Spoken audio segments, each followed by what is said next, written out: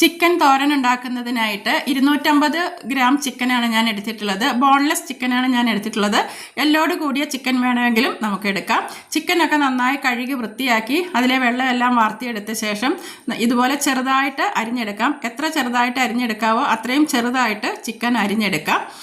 ഇനി അത് മാറ്റി വയ്ക്കാം. ഇനി ഇതുപോലെ ഒരു പാൻ വെച്ച് കൊടുത്ത് പാൻ ചൂടാകുമ്പോൾ അതിലേക്ക് വെളിച്ചെണ്ണ ഒഴിച്ചു കൊടുക്കാം. എണ്ണ ചൂടായിട്ട് വരുമ്പം അതിലേക്ക് ഒരു 1/2 ടീസ്പൂൺ കടുക് ഇട്ട് കൊടുക്കാം. കടുക് പൊട്ടി തുടങ്ങുമ്പോൾ ഒരു ചെറിയ കഷ്ണം ഇഞ്ചി ഈ രീതിയിൽ ചെറുതായിട്ട് അരിഞ്ഞത് ഇട്ട് കൊടുക്കാം. ഇനി ഒരു 5-6 അല്ലി വെളുത്തുള്ളി അതും ഈ രീതിയിൽ ചെറുതായിട്ട് അരിഞ്ഞെടുത്തത് ഇട്ട് കൊടുക്കാം. ഒരു പച്ചമുളക് 1-2 പച്ചമുളക് വേണമെങ്കിൽ എടുക്കാം. അതും ഇതുപോലെ വട്ടത്തിൽ ചെറുതായിട്ട് അരിഞ്ഞതും ഒരു 10-15 ചുവന്നുള്ളി വട്ടത്തിൽ അരിഞ്ഞതും കൂടി ഇട്ട് കൊടുത്ത് ഇതെല്ലാം ഒന്ന് നന്നായിട്ടൊന്ന് മൂപ്പിച്ചെടുക്കാം. ഒരു ഗോൾഡൻ ബ്രൗൺ കളർ ആകുന്നത് വരെ നന്നായിട്ടൊന്ന് മൂപ്പിച്ചെടുക്കാം. ഇപ്പം ഇത് നന്നായിട്ട് മൂത്ത് വന്നിട്ടുണ്ട്. ഇതിലേക്ക് കുറച്ച് കറിവേപ്പിൻ്റെ ഇല കൂടി ഇട്ട് കൊടുക്കാം. ഇനി ഇതിലേക്ക് ചേർക്കുന്ന ഒരു സവാളയാണ്.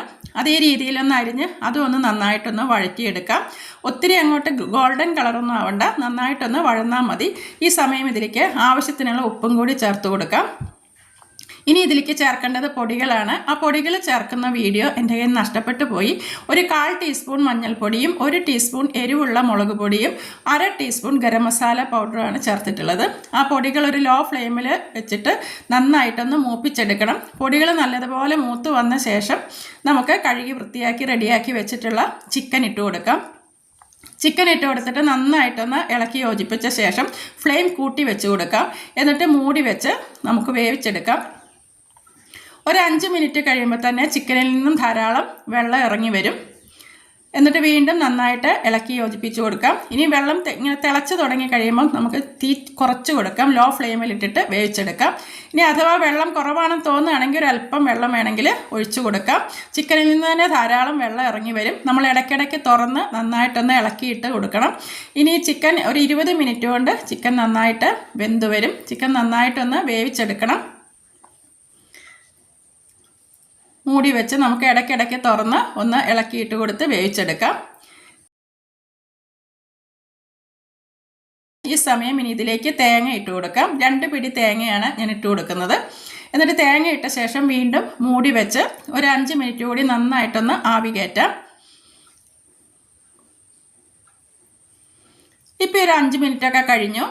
ഈ ചിക്കനിലെ വെള്ളമെല്ലാം വറ്റി ചിക്കൻ റെഡിയായി വന്നിട്ടുണ്ട്. നമുക്ക് ഈ തേങ്ങയും ചിക്കനും കൂടി നന്നായിട്ടൊന്ന് ഇളക്കി യോജിപ്പിച്ച് കൊടുക്കാം. ഈ സമയം ഇതിൻ്റെ അകത്ത് വലിയ കഷ്ണങ്ങളൊക്കെ ഉണ്ടെങ്കിൽ അതൊക്കെ സ്പൂൺ കൊണ്ടൊന്ന് അതുപോലെ ഒന്ന് ഉടച്ചു കൊടുക്കാം. എന്നിട്ട് നല്ലതുപോലെ ഉതിർന്ന് കിടക്കണം ചിക്കൻ തോരൻ. ഇനി ഈ സമയം ഇതിലേക്ക് നമുക്ക് കുരുമുളക് പൊടിയാണ് ചേർക്കുന്നത്. 1 ടീസ്പൂൺ കുരുമുളക് പൊടി കൂടി ചേർത്ത് കൊടുക്കാം. കുരുമുളക് പൊടി കൂടെ ചേർത്തിട്ട് വീണ്ടും നന്നായി ഇളക്കി യോജിപ്പിച്ച് നല്ലതുപോലെ തോർത്തിയെടുക്കണം. ഇനി നമുക്ക് ഫ്ലെയിം ഓഫാക്കാം. ഇപ്പം നമ്മുടെ നല്ല ടേസ്റ്റുള്ള ചിക്കൻ തോരൻ റെഡിയായി. നമ്മൾ ചിക്കൻ കൊണ്ട് ചിക്കൻ വരട്ടുകയും കറി വയ്ക്കുകയും വറക്കുകയൊക്കെ ചെയ്യാറുണ്ട്. ഈ രീതിയിൽ തോരൻ വെച്ചിട്ടില്ലാത്തവർ ഒരു പ്രാവശ്യമെങ്കിലും ഒന്ന് വെച്ച് നോക്കണം. നല്ല രുചിയാണ്. നിങ്ങൾക്ക് ഈ വീഡിയോ ഒക്കെ കണ്ട് ഇഷ്ടപ്പെടുകയാണെങ്കിൽ ഒന്ന് ലൈക്ക് ചെയ്യാനും നിങ്ങളുടെ ഫ്രണ്ട്സിനും റിലേറ്റീവ്സിനൊക്കെ ഒന്ന് ഷെയർ ചെയ്ത് കൊടുക്കാനൊക്കെ നോക്കണേ. എൻ്റെ ചാനൽ ആദ്യമായിട്ട് കാണുന്നവരെ ഒന്ന് സബ്സ്ക്രൈബ് ചെയ്യുകയും കൂടെ ചെയ്യണേ. അപ്പം ഇനി മറ്റൊരു നല്ല വീഡിയോയുമായി ഞാൻ വീണ്ടും വരുന്നതാണ്. താങ്ക്